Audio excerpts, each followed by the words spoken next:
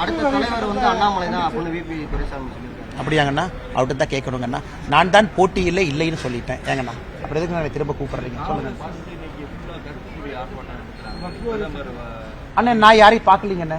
எனக்கு தெரிஞ்சு எந்த காங்கிரஸ் எங்கேயும் நான் பார்க்கல. எங்க நான் கருப்பூடி ஆர்ப்பாட்டம் பண்ணாங்க நான் பார்க்கல. சாரிங்க, எனக்கு தெரியாதுங்கண்ணா. தெரியாது. எத்தனை பேர் வந்தாங்கண்ணே? 10 பேரா? சென்னையில் 50 பேர் வருவாங்க. நான் மதுரை வந்து கூட்டம் அதிகமாயிருச்சா கம்மியாயிருச்சான்னு கேட்கறேன். சொல்லுங்க. மீண்டும் வந்து நீங்களே தலைவர் ஆகணும் அப்படின்னு சொல்லி பல பேர் சொல்றாங்க கட்சிக்குள்ளே இருக்கவங்க. அண்ணா, எங்க இருந்தாலும் என்னுடைய பணியை செய்யத்தானே போறேன். உங்களை பார்க்கத்தான் போறேன், கருத்துக்களை பேசத்தான் போறேன். என்னுடைய மனநிலையில் எந்த மாற்றமும் இல்லை. எப்படி நான் இன்னைக்கு இருக்கிறேனோ நாளைக்கு அதே மாதிரி தான் இருப்பேன். ஒரு சேர்ல உட்காரனால மாற போறது இல்லைங்கன்னா எப்பொழுதும் அதே போல் தான் இருப்பேன். அதனால பதவி வந்தாலும் மாற மாட்டேன், வராவிட்டாலும் மாற மாட்டேன். அதை பத்தி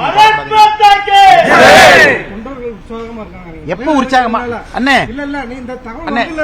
அண்ணே ஒரே நிமிஷம் அண்ணே. தொண்டர்களோடு அண்ணா ஒரு நிமிஷம் அண்ணா ஒரு நிமிஷம் பேசுறேன். ஒரு நிமிஷம் கேட்ட கேள்விக்கு பதில். அண்ணா அண்ணா இந்த கட்சியில எல்லாருமே தொண்டர் தாங்கண்ணா.